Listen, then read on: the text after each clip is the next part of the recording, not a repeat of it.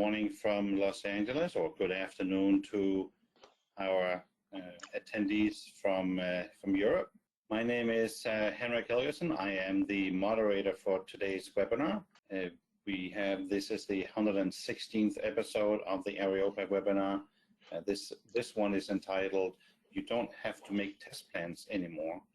Your presenters this afternoon is Tine Starič and Luc van Vugt.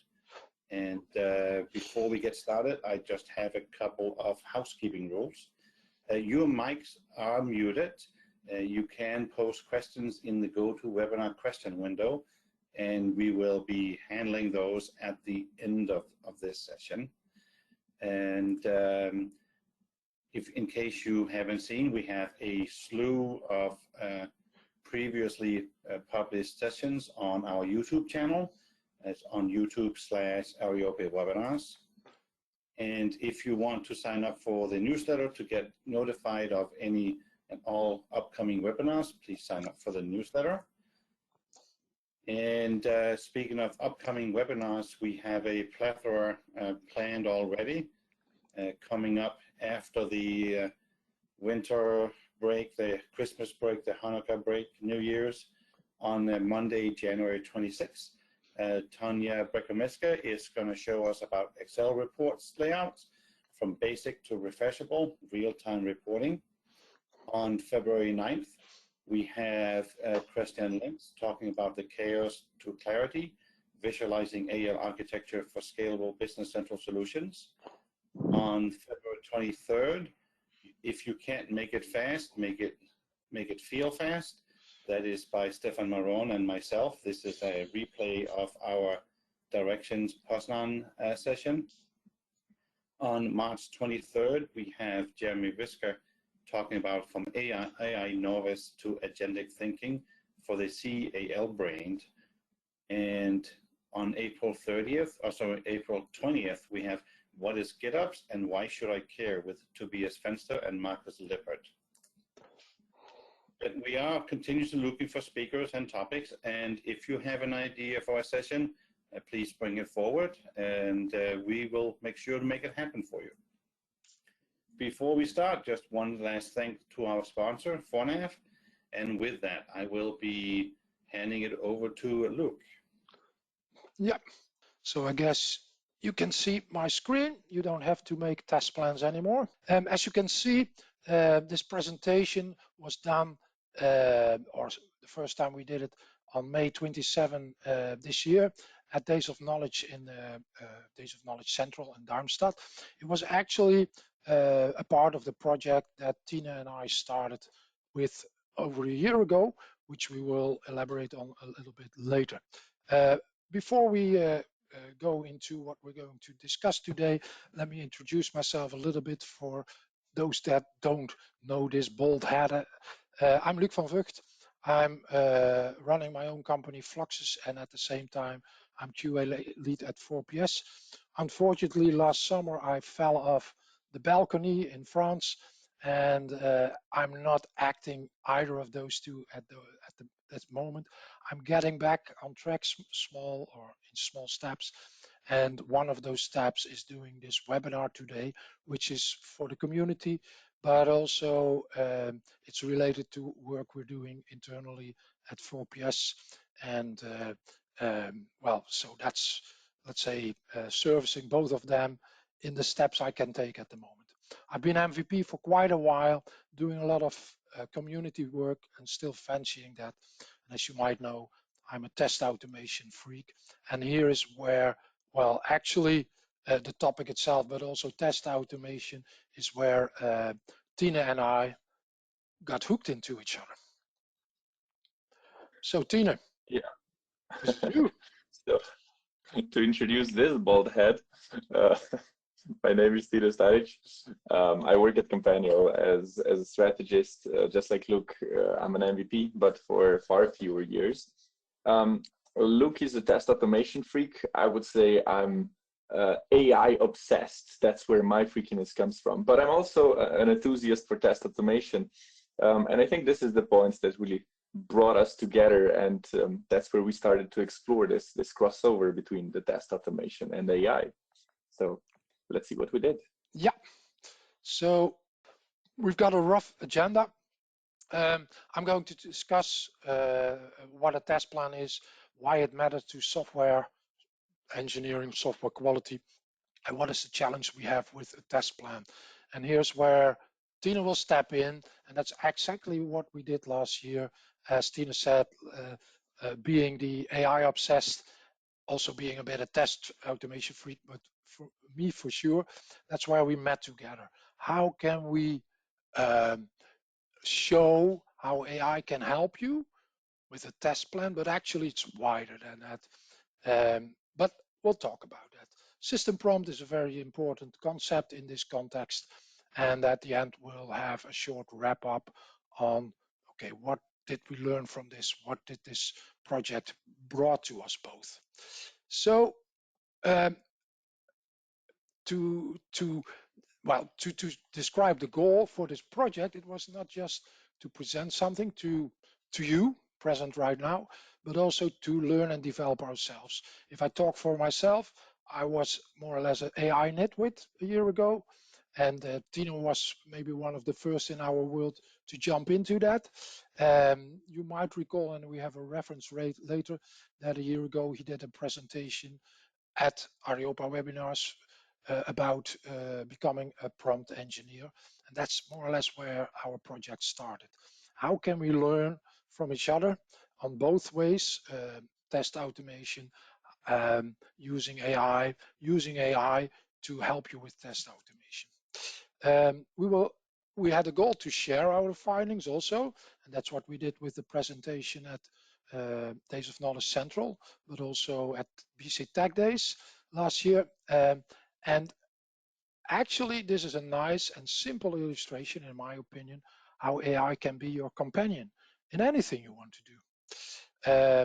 And of course, test plan, but that's what I'm going to discuss next. What is this and what is the challenge with it? And how does AI help you to lower the threshold to use it? So let me elaborate a bit on what a test plan is. And of course, why it matters to software quality. Over now 3 years ago, I started working at 4PS using this concept, but it's something that originates from longer ago. If you want to test, how do you know what to test? And if you talk about testing, you might think in tests like, we need to check that. But actually what we do is that we're going to check if all the user scenarios that we are supposed to implement based upon the requirements are or have been indeed implemented. So what is a test plan? A test plan is not a list of tests, although the naming is maybe not the best one to circumvent that. But what I want to achieve is I want us to have all user scenarios listed, yeah, from the requirements. So what do we enable the user to do with the software we're going to build?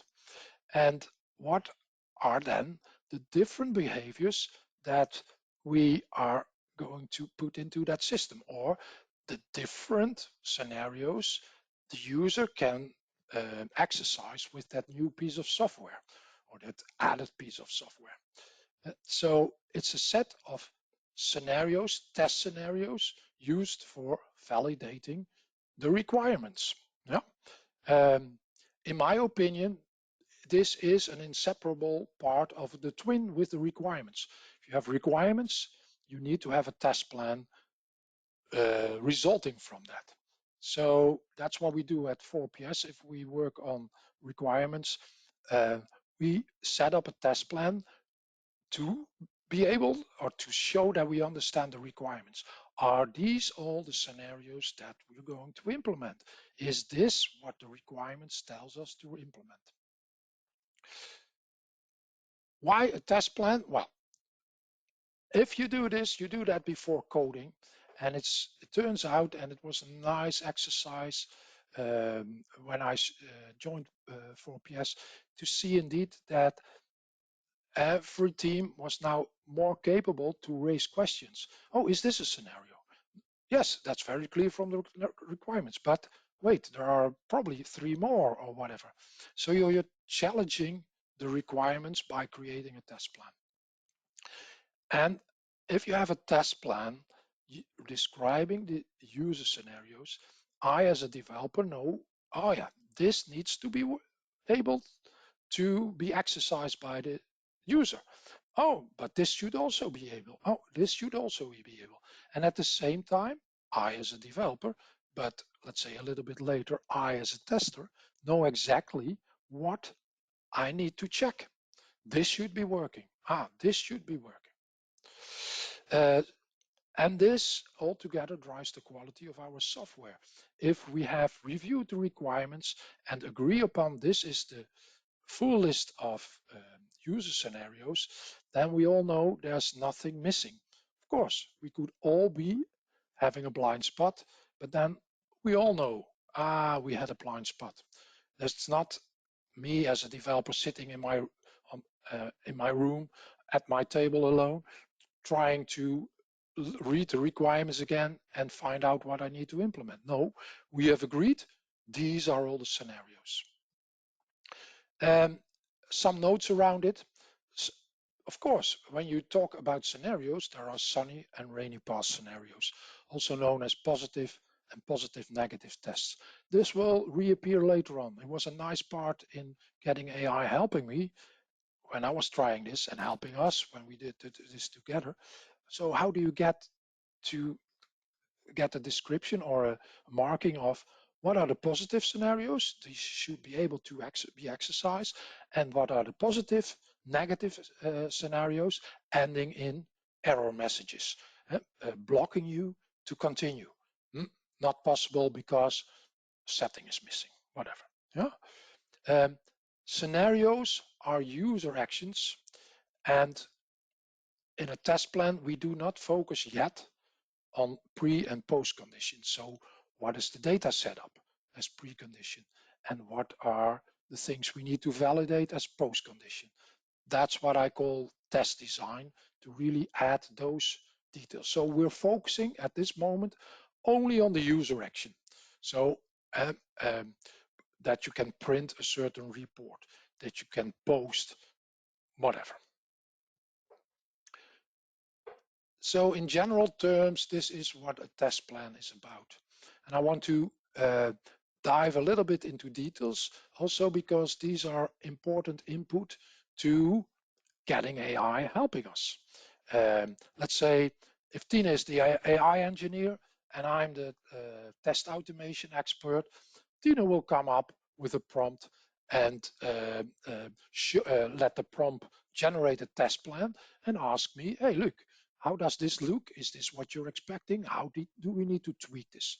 So let's go into the example to get out a number of criteria that you will recognize in the demo that Tine is going to do, or at least some parts of it. This is an example from a project I did already some time ago. One of my colleagues was the tester on this, Ron van der Goor, and we sat down to create this test plan from the requirements. Manual work. As you can see, this was almost the whole test plan. It's not a very huge one, but as you can see with, let's say, section 2, starting on row 5, that part of the requirement has quite a number of user scenarios. What do we see here? You might see some things as question marks, short descriptions, numbers, whatever, but let me pinpoint them because these are going to play a role in what we're going to do next. First of all, what we always do is identify a functional area. And what we do is we relate to user stories. Our requirements are defined in user stories. And you might have seen there were 7 user stories in the left column. Then each user story is more or less cut up into what we call functional areas.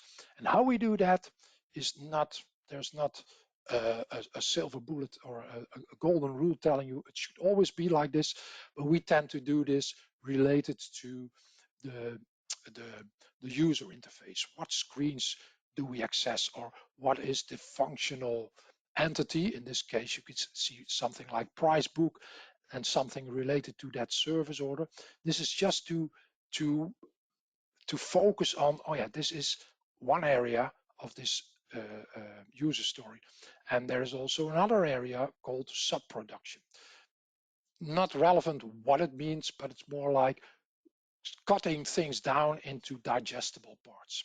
Functional area. Next to the functional area, eventually each scenario gets an ID to make it unique, to make it simple to reference. Like, look, there's something wrong with scenario 14. Yeah, instead of having to read out loud the description of the scenario. That makes it much easier. Eventually, within 4PS, that ID is not a 1-2 in the end, but it gets a number from our test case or test management tool, where each test case gets a unique number, and that will eventually be the ID that throughout the whole organization is unique, and anybody can reference that number and find it somewhere. So functional area, scenario ID. Then we have a scenario description. This is the user action. Yeah, as you can see, it starts with a verb, change unit price. It's all about change unit price. And then we do get some conditions. If it's one scenario only, we don't have conditions. If it's, as you can see, 20 scenarios that do relate to each other, you get each scenario line having some unique conditions related to it. But it always is an action and thus starts with a verb. And then positive, negative. Yeah, if it has a cross, it's a positive, negative. It means it will stop. You're not allowed to continue. It will throw an error.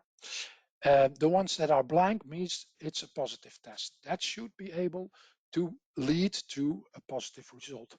And in this case, this was a screenshot of work in progress. The question marks is about, hey, we're not sure if this is a scenario at all, or we're not sure if this is a positive or positive negative scenario.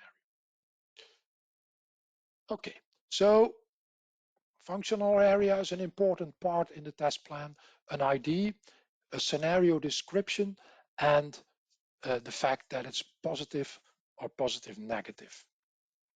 A little bit of extra information, and let's say, as Henrik once said in a presentation, Luc is not doing any advertisement, he's just shy or whatever. No, a little bit advertisement on my book, but more important, on the right side, 3 Areopa webinars that have been recorded over the years that do relate to this topic. In the book, I already introduced the concept of test plan in the way I just discussed it. In the last one on lightning fast automation, we made the relation to optimizing code and seeing in your test plan how you can already be triggered about the optimization. So as a last part, 2 slides on the challenge, and then we dive into the AI part. What is the challenge with the test plan? The test plan is to create a test plan. It is somehow time consuming, of course, depending on the size of the requirements or the complexity of the requirements. It can be more or less time, but you need to sit down and you need to read the requirements, abstract scenarios from that, discuss the scenarios. We do that as testers and developers, or tester and developer on the project. And then that leads back probably to the product owner kind of role with questions. And that's what it's about, of course. But getting a first version is taking a number of hours.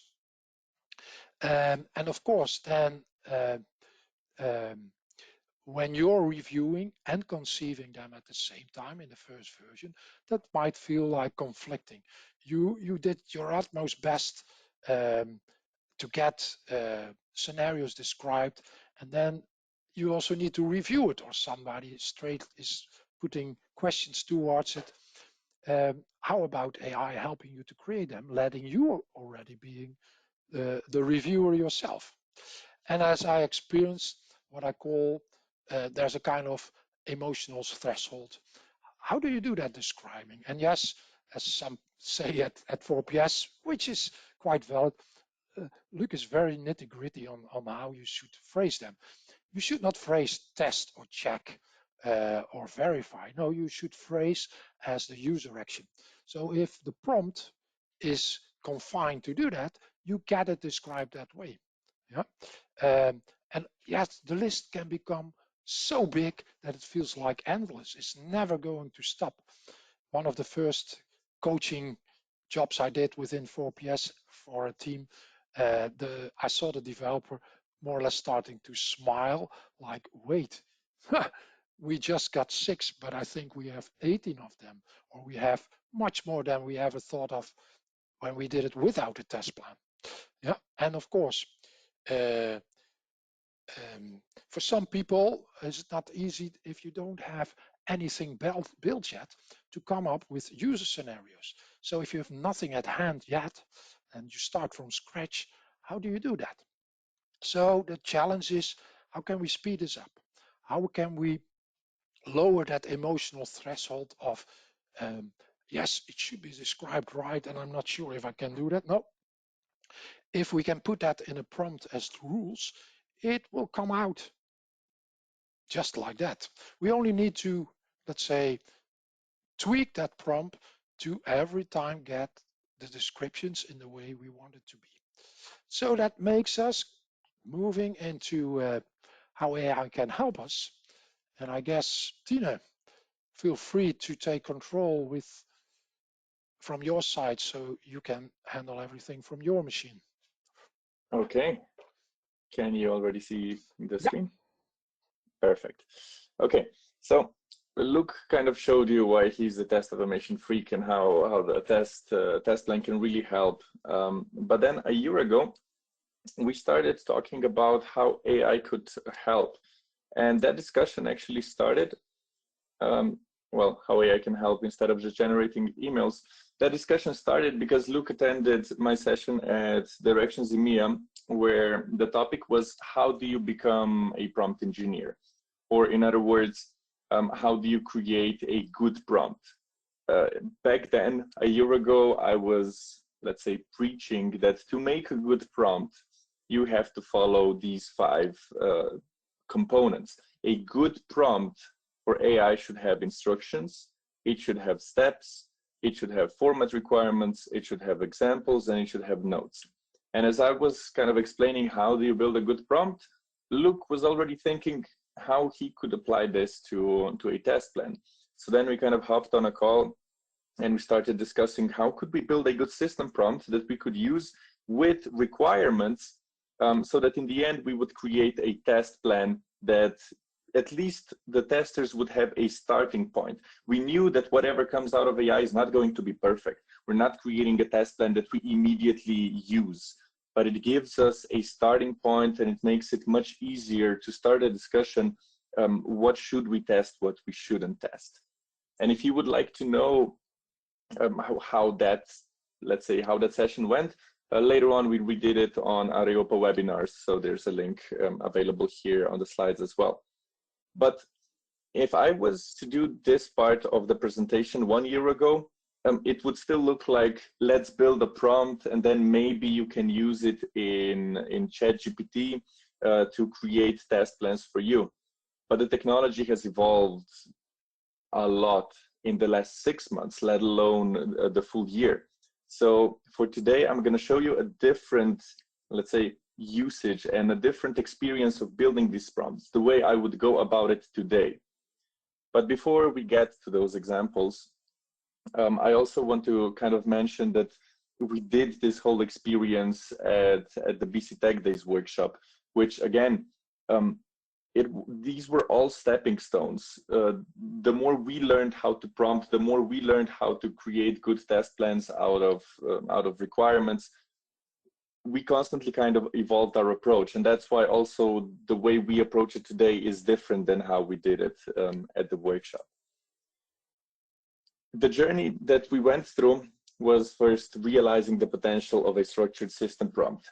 So in essence, the first step was, okay, we know that AI doesn't give me a good response, but if I structure my system prompt, if I apply the 5 components to it, then I'm gonna get a much better response.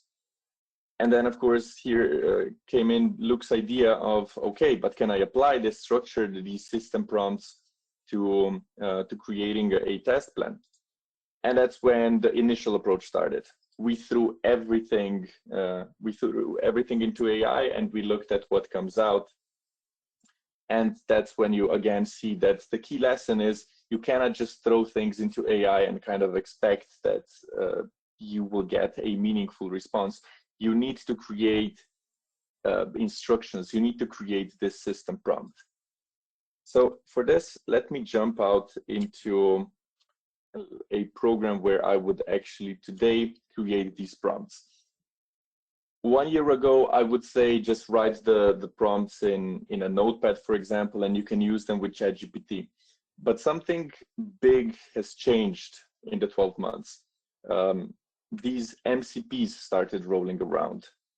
And I want to first very briefly just explain why these MCPs are applicable to this story of test plans, and why I think that even non-developer roles in the future should start to maybe get accustomed to working with Visual Studio Code for any time they have to work with AI.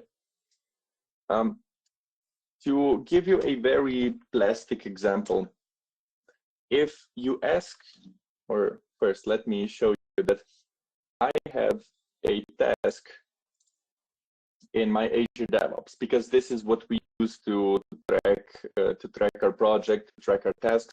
And here we have a certain requirement. It's a very poor requirement. That's not really the point here. But the idea is that we keep our requirements on Azure DevOps, but we as test engineers, out of this requirement, we want to create a test plan. Now, 1 year ago, I would say, let's try to copy paste the information here into ChatGPT. Let's try to paste a system prompt into ChatGPT and then see what we get out of it. This year, at least within our company, I'm starting to teach our testers how they can use Visual Studio Code to do all of that from one central system, from one central program. And let me explain how MCPs kind of plug into this experience. By default, these language models are just, let's say, language models, which means they understand text and they generate text. If I do something like, what is the task 107308 about, a language model won't really know too much about it. Okay, here it spotted a test plan which it wasn't supposed to spot, but it cannot really connect to Azure DevOps to see what the task is about. And here we come into the story of MC. These tools, these AI tools within VS Code, they don't have to only understand text, read text, and then generate text. They can also start using different tools. Some of the built-in tools, like see what kind of files are in your folder, maybe edit some files. But additionally, you can add these MCP servers, which you can think of as just toolboxes. Jeremy used this analogy some time ago at a podcast, and I really loved it. Think of MCP servers as toolboxes you can give to your AI so it can do more. And the example that I'm going to show you briefly is that if I give a tool called Azure, a toolbox called Azure DevOps to my agent, then suddenly, if I start a new conversation here, and just so we're sure that this does not conflict, I'm going to delete this file. And I'm going to ask it again, what is the task 107308 about?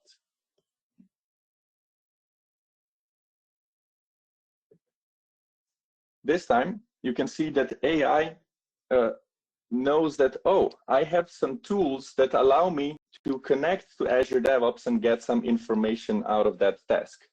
So it will start to connect to Azure DevOps and find the work item that I asked for. And it will get all of the information into its context window, So in a few seconds here, we should start seeing some details about it. Okay, so this is one piece that I wanted you to know, that suddenly 6 months later, these AI tools, they can't connect to external systems, and I can work with requirements all from this one window. But now let's move on to the actual core, to the system prompt that I would use to analyze these requirements and create a test plan out of it. In Visual Studio Code, you can create these sort of files. This is what we're going to call system prompts. These are files where you can specify some instructions that AI should follow. Now, for the prompt engineers, this is where we're going to spend our time. But on the other hand, for testers, but at the end of the day, they won't have to know how to prompt. All the tester needs to know is that they should invoke this stored prompt when they're trying to create a test plan. So here you can see that I've created a very simple prompt. I called it create test plan. I gave it some tools like we just talked a minute ago. So whenever somebody invokes this prompt, AI will be able to access Azure DevOps. And then I gave it very simplistic instructions. Create a detailed test plan based on the provided requirements or user stories and show it to the user for review. So what, as a tester, I will be able to do within VS Code is do / create test plan for task 107-308. And when I click enter, we will see that, okay, it already has the ticket explained in here, and it will start. Otherwise, if it wouldn't have it here, it would go through the same steps of using the Azure DevOps tools to connect to Azure DevOps to get more context, and it's going to start to create the test plan for me. It has brand data mapping tests, where it verifies handling of brands, it verifies handling of brands with special characters, some communication tests, and so on and so on and so on. But obviously, this is not the test plan as Luc just explained. So one key takeaway is that you do need to have a structured prompt. Otherwise, if tomorrow I run this prompt again, I'm gonna get different results. But even for the prompting part, you don't have to do it manually. What I like to do to create prompts today is say something like, help me make a better prompt in create test plan file. Just going to switch to a different agent. I heard some guy say that a good system prompt should have instructions, steps, format requirements, examples, notes. And I'll let AI work on the initial system prompt for me. Now, let's wait for a couple of seconds. I'm not sure how long this is going to take. If it takes too long, I do have one example of a prompt, copy paste it, and we'll work with that example instead. But let's just see. Maybe right now it's going to be faster. And while it's running, oh, it's already ready. But one of the nice things is you're having a dialogue with AI. So you can ask things and it will give you an answer, helping you to sharpen it. Yeah. So you can see here that AI already helped me generate a much better system prompt because it gave it instructions. It gave it steps how AI should behave with a requirement, that it should analyze requirements, then identify test scenarios, then define test cases, organize by priority, review and present, and so on and so on. It keeps a very structured way of creating these prompts. And if I run this one, let's say we can go back to our previous conversation. Just if you're unfamiliar with VS Code, here I'm just switching back to the previous discussion I had with AI. And I can even go back here to the previous prompt and say, let's try to run this one again.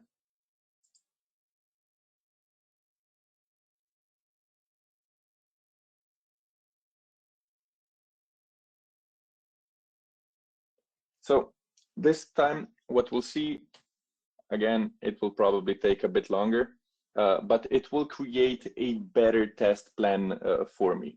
Now, even this plan is not going to be exactly perfect, but I'll get back to that in a second.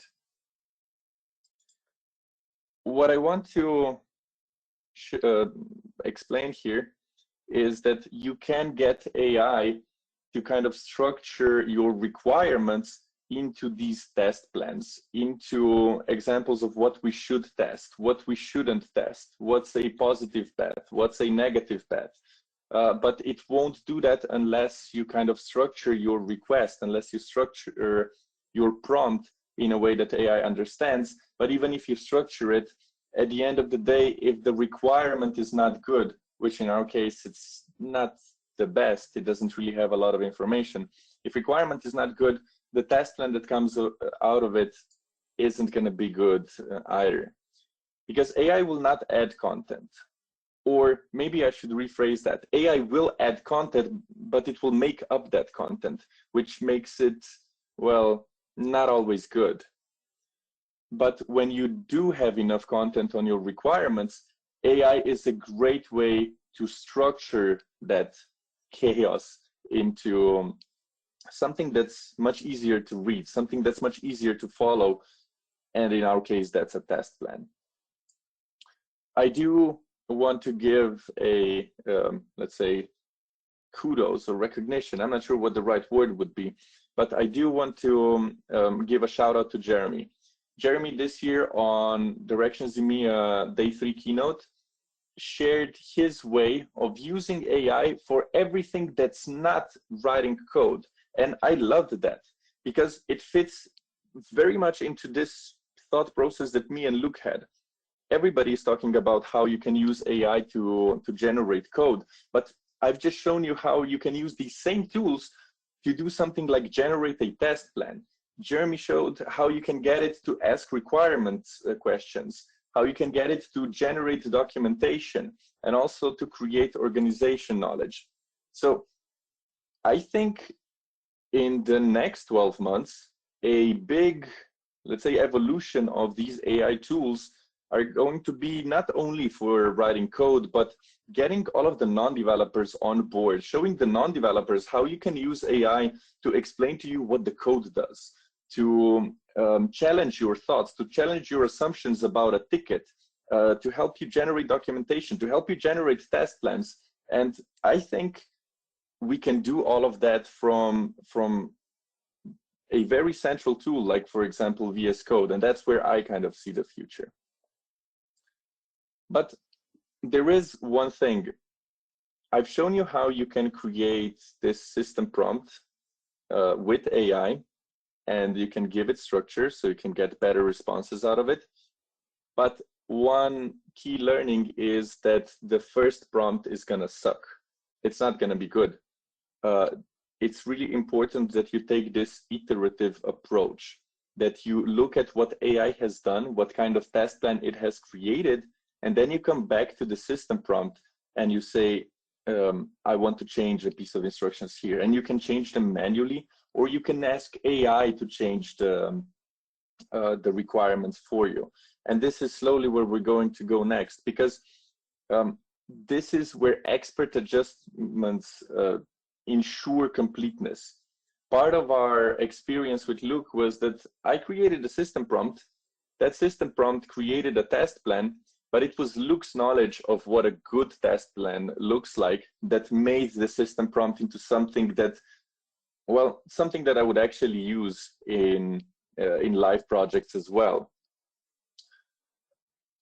Because with Luc's feedback that, you know, these wordings, this wording shouldn't be used, or you don't need to have priority on your task plan, or maybe this is too detailed, we want to have it high level. This is how we started transforming vague AI responses into structured scenarios. By the end of let's say, the experience we did 1 year ago, it was a test plan that looked like this. So AI created for us an Excel spreadsheet with all of the different scenarios, with all of the user story names, with individual scenarios, with positive or negative signs. Today, we're not going to get to this point because, well, it would take quite a few more changes to our system prompt that we created seconds ago. But I do want us to, let's say, replay this game we did with Luc. So that's going to be the second demo. Let's see what our agent did with the test plans over here. So right now, they are just in the chat.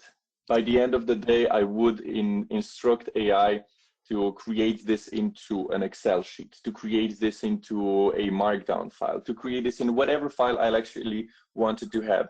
I could even instruct the agent to create it on Azure DevOps because we gave it this toolbox. But for now, that's not as important. It's okay for us to just see it here in the text window. The next part comes is asking an expert like, look, if you take a look at some of these, what do you like? What do you dislike? I think one of the obvious things, also from my introduction on the test plan, is that actually we only need one line describing the user action. So preconditions, steps, expected results, and even the data. These are at this point in time not wanted. The steps, by the way, is a very funny one because, I mean, how does it know what the system will be related to the BC context, etc. But for me, test plan is, you could say, the title only. Good. Now, as you can see, as Luc is giving me feedback on what he doesn't like with the output, I'm already writing a prompt to AI that will help me adjust my system prompt so that in the end, we get better results out of it. So look, right now, what I've noted is that we get too many details out of it. We don't need steps. We want just one line of what the user scenario is about. Let's see, what else can we change or drop here? I don't know the requirement in this case well enough, but is it that it should relate to a functional area, the user story, or is that information not present in that Azure DevOps? I think in this case, it was not present, but yeah. That's also a good point. I'm now trying to grill Luc about a requirement that he has actually never seen. The last time we did go through the requirement first, but maybe let's just trigger the current adjustments. So this is kind of what I want you to see. What you get out of AI isn't perfect. You want to change it in a way that you get the information that you actually care about. And even if you're the one writing the prompt, you're not necessarily the one with all of the information. Here, I'm writing the prompt, but the skills are coming from Luc. The expertise is coming from somebody who really understands this area and knows what the end result should be. Okay, here we see that it's dropping a lot of the information. And let's try to run it one more time. Let's see what we get.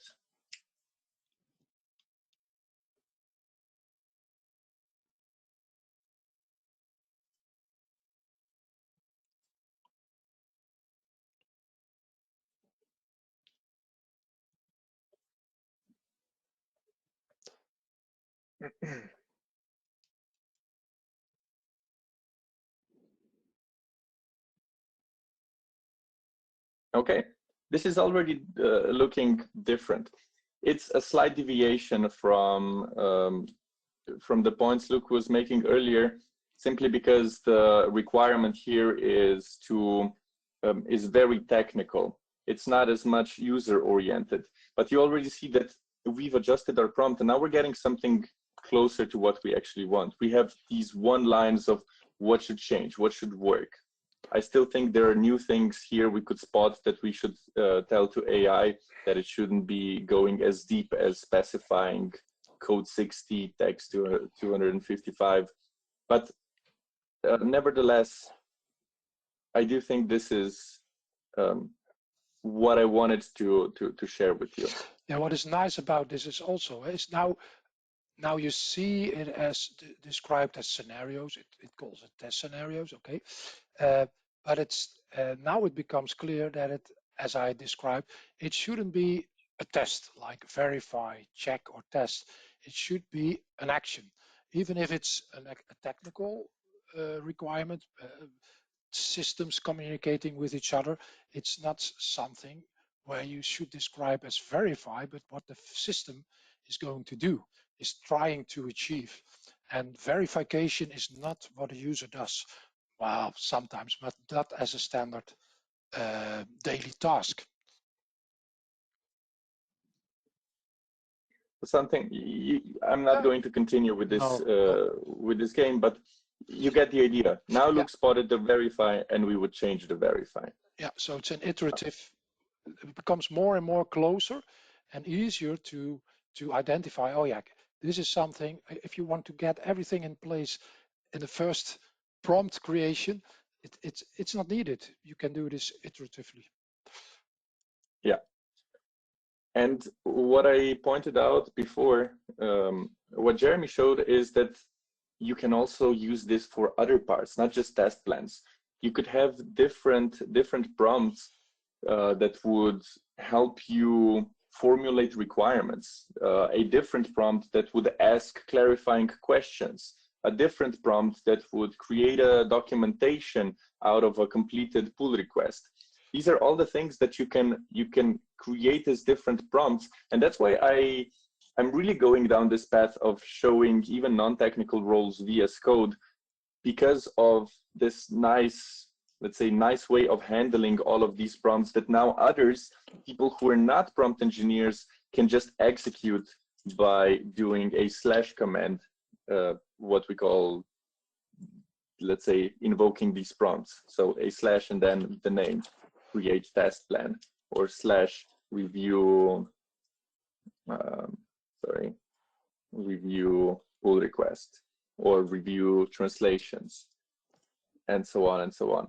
And I really think a year from now, we're going to be using AI in many more non-coding tasks as well. Okay. So if we come back to the slides, you want to kind of treat AI as if it was a junior developer. So that means you want to give it clear instructions.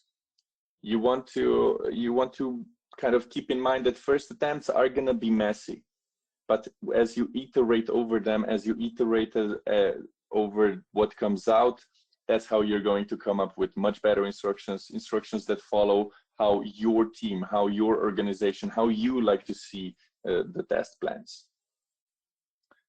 And with that, we come to the wrap up. So Luc, I'll hand the word over to you. Yeah. So one of the conclusions, and actually the hypothesis, was that AI will reduce a lot of manual effort, actually helping you to speed up. It's not going to replace us in such a way that we're not relevant. We're still relevant, but it will speed up things. As you can see, as you saw, it generated a first version of the test plan in no time, and then we tweaked it and we got a next better version of it. Yeah? I see it, and I started to experience it as it's a nice and patient companion to discuss the things you want to achieve. And I mean, you can ask to optimize it 10 times more or 20 times more. It will do it for you. While if you would do that in a project together, it will take more time, and maybe we're at the end of our whatever day or our energy and we need to move on. So whatever, I mean, this test plan thing was just an example, and as Tine also already mentioned, related to what to Jeremy, is that you can do this with anything that's non-code, getting your documentation in place, work instructions, whatever. So that was the hope that we had when we started it showed up at the end to be speeding up our work. Was there another part on this slide? I don't think so, right? Oh yeah, yeah, of course. That AI companion is probably more patient than we are as human beings. Yeah. So, of course, like the slide said, garbage in, garbage out. The test plan will be weak if your user stories are not strong. But if you have complete enough user stories, you get a test plan in no time. And the idea is to create this prompt, like Tine set up one, create test plan for your company, create whatever. And that maybe there is a team that manages that, updates them, keeps them working in the future, whatever, but that the rest in the team, in the company, can just exercise on them and get, in this example, a test plan created, which is then a fast start in optimizing that test plan, getting to discuss them, getting to learn about, to understand the requirements much better. Anything to add, Tine? I think you covered it quite well. So, nicely on time, I think. Any questions? There is no questions on the QA, but I do have a question for you fine gentlemen. So in working on this and seeing this iterative process, I mean, at some point in time, I could imagine that you're trying to wrestle with AI, trying to figure out how do I ask the right question in the right way. Was there I guess a question in a time and spot where you were kind of ready to throw in the towel, or how was that process? Shall I elaborate first? You can explain your experience. Yeah, what was nice and relates, in my opinion, directly to your question, Henrik. So Tine and I went on this journey, and we wanted to investigate this and also get it proposed as presentations on conferences like Days of Knowledge, Tech Days, and also a workshop for Tech Days. By the way, Dynamics Mind or Dynamics Con, sorry, also. But actually, our proposal as presentations were not accepted that many, except for Days of Knowledge Central. And if I'm right, you did something also on Dynamics Mind, Tine. So I had to do, and those two were at the same time, and I had to do the Days of Knowledge presentation on my own. And I was the test automation expert and not the AI expert.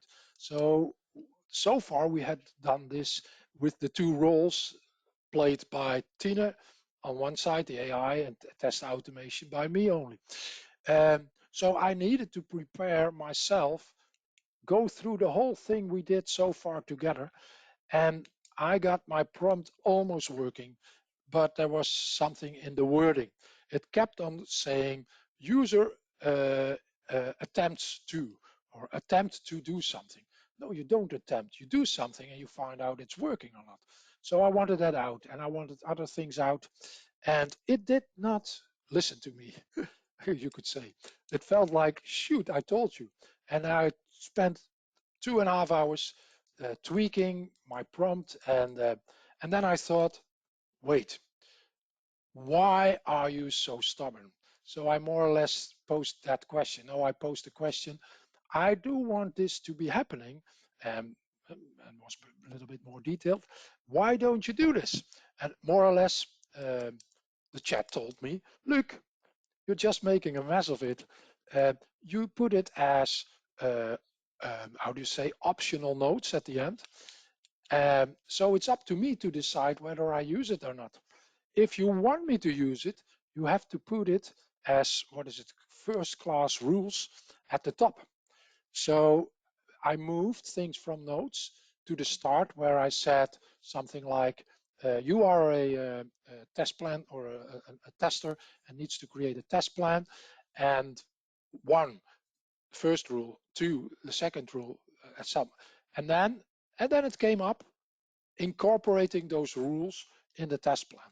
So my answer to your question, Henrik, is ask AI what you should do to improve. If you don't understand, ask it you to explain a little bit more around what he's doing or what you want to know about. So again, the word was already there. It's a nice companion. There's a dialogue between you and AI. Make sense enough? That makes a lot of sense, and I think the key takeaway there, and I know Tine, you showed it a little bit as well. You know, have AI ask AI to do something for you. That's really, to me, a big key takeaway from this. I do have a question in the QA. The author here asked, any tips on managing these prompt files across projects? So for instance, if you have multiple apps, each of their own project, the prompt MD file are located inside this specific project, or can you kind of have a collection of prompt files that is reachable for all projects? Yeah, this is an obvious issue once you start thinking, how am I going to roll this out across the organization? For me, it's like this. First step is, let's keep it inside the project, because the first thing I need to do is I need to teach QA that this AI tool is not frightening, that VS Code is not frightening, and that they can use it.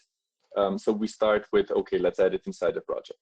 The second step is, okay, now that they're comfortable with using the AI tool, these prompts, they should go under the user settings. So under the user folder, and that way they're accessible across any project that QA would open. But then there's still the third question, which is, how can I then centrally update these prompt files within the user directory of each single person using it? And that's where we as an organization are looking at, what if we create a VS Code extension that's going to do just that? Let's write code, and that's what I've been looking into. With very simple prompts, I vibe coded a VS Code extension. Waldo actually gave me this idea, that when you install it, there are a few buttons depending on what you want. You can download all of the prompt files into your user directory. You can download all of your agent modes, for those of you who know what those are. But also at the same time, anytime somebody opens VS Code, that extension is going to check in our repository, are there any newer versions of these prompt files? And if yes, it's going to download them and override the ones you would have in your user folder. And that's going to be our way of kind of managing the distribution of these files to non-developers, well, not only to non-developers, to every developer that needs those. That's, yeah, no, that I think that's some very good advice there, and I like you have to crawl before you run, right? So I think it's very good to start near and then move out further. All right, gentlemen, we have passed the 1 hour mark. I want to thank you guys for putting on a great session. And once again, I wanted to thank our sponsors, Forna, for hosting the Areopa webinars. And as I said earlier this morning, or afternoon for you guys, we have a plethora of upcoming webinars coming up in January, February, and the rest of the year as well. And again, if you have an idea for a webinar, we're very open to hear new ideas, new requests. And if you want to put one on, the Areopa webinar is a great place for anyone who's looking to get on to the speaking circus, so to speak. So for now, my name is Henrik Helgesen. I'm going to thank everybody for participating, and I hope you guys have a great day.